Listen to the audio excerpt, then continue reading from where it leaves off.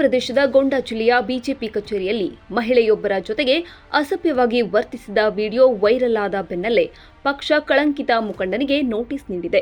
ಪಕ್ಷದ ಕಾರ್ಯಕರ್ತರು ಈ ವಿಡಿಯೋವನ್ನು ನಾಚಿಕೆಗೇಡು ಎಂದು ಆರೋಪಿಸಿ ಬಿಜೆಪಿ ಮುಖಂಡರಿಗೆ ದೂರು ನೀಡಿದ್ದರು. ಬಿಜೆಪಿ ಜಿಲ್ಲಾ ಮುಖ್ಯಸ್ಥ ಅಮರೇಶ್ ಕಿಶೋರ್ ಕಶ್ಯಪ್ ಈ ಘಟನೆ ಬಗ್ಗೆ 7 ದಿನಗಳ ಒಳಗಾಗಿ ವಿವರಣೆ ನೀಡಬೇಕು ಎಂದು ನೋಟಿಸ್ನಲ್ಲಿ ಸೂಚಿಸಲಾಗಿದೆ.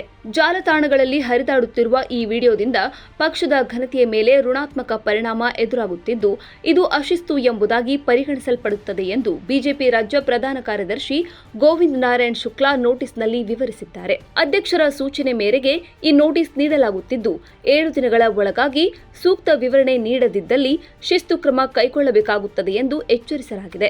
ಏಪ್ರಿಲ್ 12ರಂದು ಈ ವಿಡಿಯೋ ರೆಕಾರ್ಡ್ ಮಾಡಲಾಗಿದ್ದು, ಅಸ್ವಸ್ಥತೆ ಹಿನ್ನೆಲೆಯಲ್ಲಿ ವಿಶ್ರಾಂತಿ ಪಡೆಯಲು ಮಹಿಳೆ ಜಾಗ ಕೇಳಿದ್ದರು ಎನ್ನುವುದು ಕಶ್ಯಪ್ ಅವರ ವಿವರಣೆ.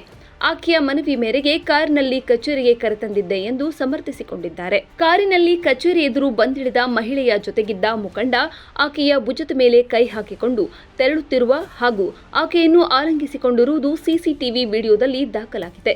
ಬಿಜೆಪಿ ನಾಯಕರ ಅಸಭ್ಯ ವರ್ತನೆ ಪ್ರಕರಣಗಳು ಇದೇ ಮೊದಲೇನಲ್ಲ.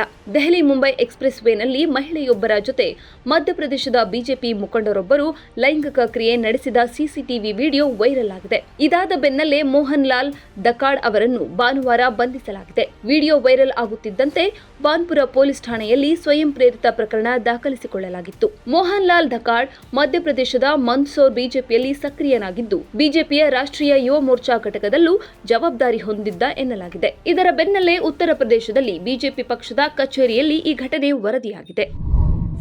ಮತ್ತಷ್ಟು ವಿಶೇಷ ವಿಡಿಯೋಗಳನ್ನು ನೋಡಲು ಮತ್ತು ಹೊಸ ವಿಡಿಯೋಗಳ ಬಗ್ಗೆ ತಿಳಿಯಲು ಈ ದಿನ .com ಯೂಟ್ಯೂಬ್ ಚಾನೆಲ್ ಸಬ್ಸ್ಕ್ರೈಬ್ ಮಾಡಿ ಮತ್ತು ಬೆಲ್ ಐಕಾನ್ ಕ್ಲಿಕ್ ಮಾಡಿ.